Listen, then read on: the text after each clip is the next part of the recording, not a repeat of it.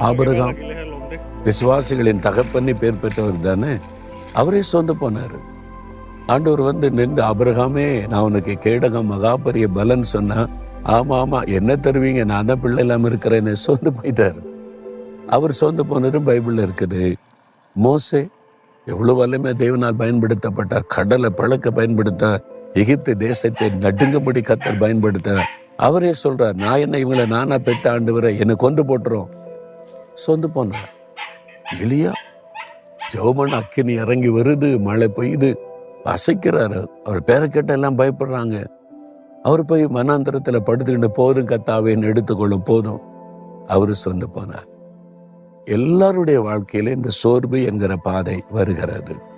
எல்லாருடைய வாழ்க்கையில இருக்கும். அதுதான் உங்களுக்கு வந்திருக்குது. நீங்க அப்படியே படுத்துடக்கூடாது, சோர்ந்து விழுந்துடக்கூடாது. எழும்பணும், திரும்ப சோர்ந்து போகிறவனுக்கு பலன் கொடு